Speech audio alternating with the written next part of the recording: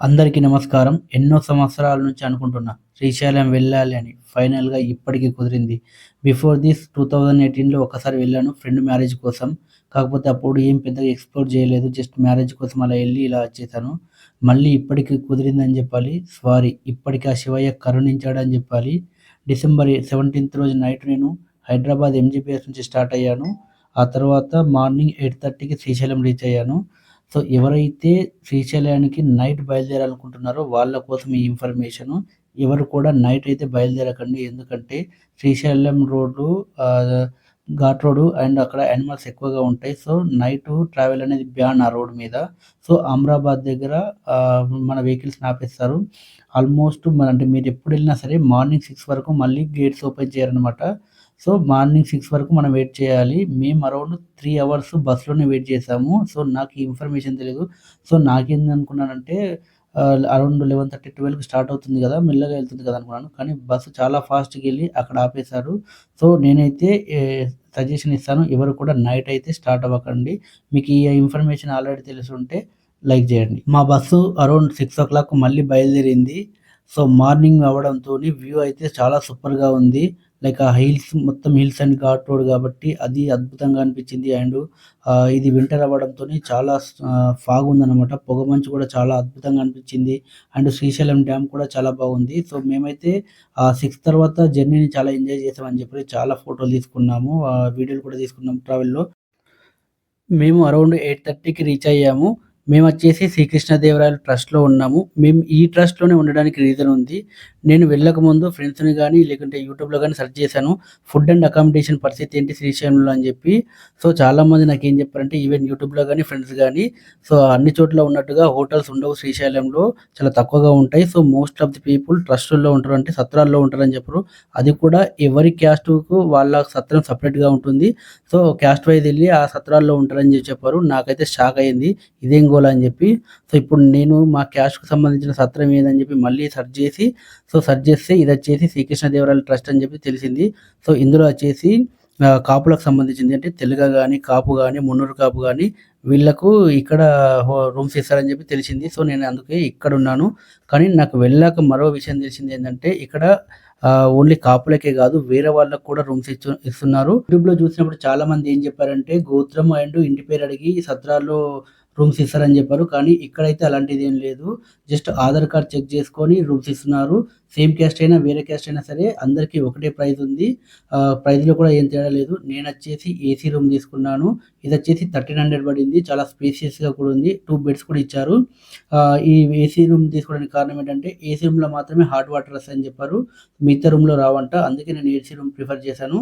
ఇక్కడొచ్చేసి 600 normal room and 900 వచ్చేసి deluxe room ఉంది. 1300 వచ్చేసి ఏసీ రూమ్ ఉంది. సత్రాల్లో రూమ్ తీసుకుంటే ఉన్న అడ్వాంటేజ్ ఏంటంటే డిన్నర్ అండ్ లంచ్ వీళ్ళే ఫ్రీగా ప్రొవైడ్ చేస్తారండి. రూమ్ తీసుకోగానే మేము చాలా ఫాస్ట్‌గా ఫ్రెష్ అయిపోయి దర్శనంకి వెళ్ళిపోవడం జరిగింది. ముఖ్య కారణం ఏంటంటే దర్శనం గనుక లేట్ అయితే ఇంక మిగతా పనులన్నీ కూడా లేట్ అయిపోతాయని చెప్పి ఫస్ట్ మేము దర్శనం చేసుకున్నాక మిగతా పనులు చేద్దామని చెప్పి ఫిక్స్ అయ్యాము. సో, అందుకే మేము ఫస్ట్ దర్శనంకెళ్ళిపోయాము. సో, మళ్ళీ ఎంత క్రౌడ్ ఉంటుందో, ఎంత టైం పడుతుందో అని చెప్పి మేము వెళ్ళేటప్పుడే టిఫిన్ చేసి దర్శనంకి వెళ్ళాము. కాకపోతే ఎక్కువ మంది లేరు. జస్ట్ 30 మినిట్స్ టు 40 మినిట్స్ మాత్రమే మాకు దర్శనానికి టైం పట్టింది. సో, మేమైతే చాలా కూల్‌గా చాలా మంచిగా స్వామివారిని దర్శించుకోవడం జరిగింది. టెంపుల్‌లోకి ఫోన్స్ గాని, ఎలక్ట్రానిక్ చార్జెస్ గాని ఇలాంటివి కూడా అనుమతించరు. సో, మీరు ముందే స్టోర్ చేసుకొని వెళ్ళాలి. అక్కడ రూ. 10 తీసుకుంటారు ఒక ఫోన్‌కి. సో, అక్కడ స్టోర్ చేసి మీరు వెళ్ళాలనమాట. సో, దర్శనం అయిపోయాక బయటకొచ్చాక మళ్ళీ ఫోన్స్ తీసుకొచ్చుకొని ఇక్కడ బయట మేము ఫోటోలు దిగడం గాని, వీడియోలు తీసుకోవడం గాని చేయడం జరిగింది. టెంపుల్ నుంచి మనం బయటకు రాగానే దర్శించుకొని మనకు కొంచెం దూరంలోనే మనకు లడ్డూ ప్రసాదం కౌంటర్ ఉంటుంది. సో, అక్కడ మనం లడ్డూలు తీసుకోవచ్చు. అండ్ దాని పక్కనే మనకు ఫ్రీ ఫుడ్ అనేది ఉంటుందనమాట. టెంపుల్‌కి సంబంధించింది. అక్కడ మనకు బ్రేక్‌ఫాస్ట్, లంచ్ అండ్ డిన్నర్ అన్నీ కూడా ఫ్రీ అంట. సో, మేమైతే ఆ టైంకి మేము ఆల్రెడీ బ్రేక్‌ఫాస్ట్ చేసాం కాబట్టి మేమైతే బ్రేక్‌ఫాస్ట్ చేయలేదక్కడ. కాకపోతే ఫ్రీ అని చెప్పి చాలామంది చెప్పారు. దర్శనం అయిపోయి లడ్డు ప్రసాదం తీసుకున్న తర్వాత మేము అక్కడే గుడి చుట్టూ తిరుగుతూ ఏమేమి ఉన్నాయని చెప్పి అన్నీ చూస్తూ అక్కడ ఫోటోలు తీసుకోవడం, వీడియోలు తీసుకోవడం చేయడం జరిగింది. సో, గుడి చుట్టూ అయితే చాలా బాగుంది. ఇదొచ్చేసి గుడికి ఫ్రంట్ వ్యూ అన్నమాట. ఇక్కడ నుంచి ఎవరిని కూడా అలో చేయరు. మన అందరిని కూడా సైడ్ నుంచి అలో చేస్తారు. అప్పటికే చాలా టైం అయిందని చెప్పి అండ్ లంచ్ టైం కూడా అయిందని చెప్పి మేము రూమ్‌కి రావడం జరిగింది. సో, సత్రంలోనే మాకు ఫ్రీ లంచ్ ప్రొవైడ్ చేశారు కాబట్టి మేము అక్కడే భోంచేసాము. సో, మాకైతే లంచ్ కూడా బాగానే నచ్చింది. అందులో డిఫరెంట్ ఐటెమ్స్ ఉన్నాయి. లంచ్ పూర్తి చేసుకొని ఒక హాఫ్ అన్ అవర్ రెస్ట్ తీసుకొని శ్రీశైలంలో ఉన్న మిగతా ప్లేసులు కవర్ చేద్దామని వెళ్ళడం జరిగింది. మనకొచ్చేసి ఇక్కడ సాక్షి గణపతి, పంచదార, పాలధార, బ్రహ్మరాంబ టెంపుల్ గానీ అండ్ కైలాస క్షేత్రం గానీ ఇలా ఒక 5 ముఖ్యమైనవి ఉంటాయన్నమాట. వాటికొచ్చేసి ఇక్కడ అవి తిప్పి చూపించడానికి మనకు ఆటోలుంటాయి. ఒక్కొక్క పర్సన్‌కి షేర్ ఆటోలో అయితే 150 రూపీస్ చార్జ్ చేస్తారు. అదే మనం పర్సనల్‌గా మాట్లాడుకుంటే అరౌండ్ 800, 900 ఇట్లా వాళ్ళు 1000 వరకు కూడా చెప్తారు.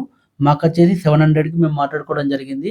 సో, నన్నడిగితే మీరు పర్సనల్‌గా మాట్లాడుకోవడం వెళ్తేనే బాగుంటుంది. ఎందుకంటే మీరు చాలా ఎక్కువ టైం స్పెండ్ చేసి మంచిగా చూసుకొని రావచ్చు. ఎక్కువ మందితో వెళ్తే కంఫర్టబుల్ ఉండదు. సో, నన్నడిగితే మాత్రం మీరు పర్సనల్‌గానే తీసుకొని వెళ్ళండి. ఇదొచ్చేసి సాక్షి గణపతి దేవాలయం. ఇది దేనికి ఫేమస్ అంటే మనం శ్రీశైలం వచ్చామని జెప్పి, ఆ మల్లికార్జునుని దర్శించుకున్నామని జెప్పి కైలాసంలో గణపతి సాక్ష్యం జెప్తారంట. అప్పుడే మనం శ్రీశైలం వచ్చామని జెప్పి కౌంట్ అవుతుందని జెప్పి భక్తుల నమ్మకం.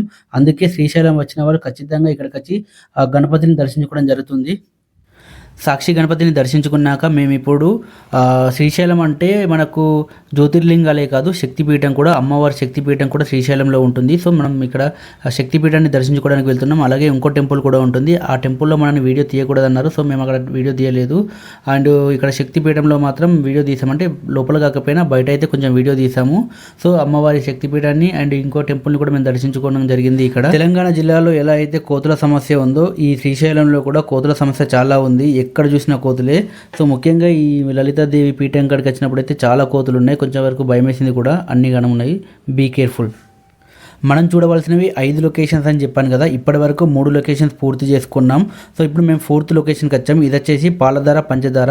ఇక్కడ స్పెషాలిటీ ఏంటంటే వాటర్ అనేటివి అడవుల్లో నుంచి, ఆ బండల్లో నుంచి, కొండల్లో నుంచి వస్తాయన్నమాట. సో, అవి ఎక్కడి నుంచి వస్తున్నాయి, ఎలా వస్తున్నాయి అని చెప్పి ఇప్పటి వరకు అయితే ఏం సోర్స్ అయితే లేదు. మేము కూడా అక్కడ గమనించాము రియల్‌గా అవి ఎక్కడి నుంచి వస్తున్నాయి అని చెప్పి. సో, నేను తాగి కూడా చూశాను. చాలామంది తాగుతున్నారు కూడా వాటర్‌ని.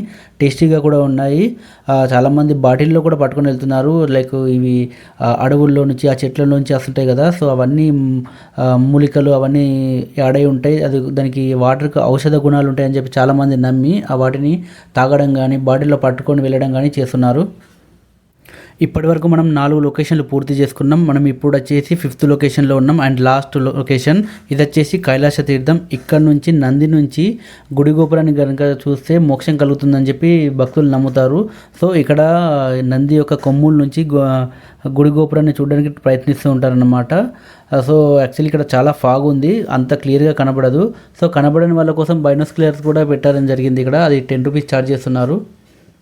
ఇదేనండి శ్రీశైలం ట్రిప్పు. మీరు కనుక ఒక 2 డేస్ కనుక ప్లాన్ చేసుకుంటే శ్రీశైలంలో ఉన్న అన్నీ కూడా పర్ఫెక్ట్‌గా చాలా ప్లాన్డ్‌గా మనం దర్శించుకోవచ్చండి.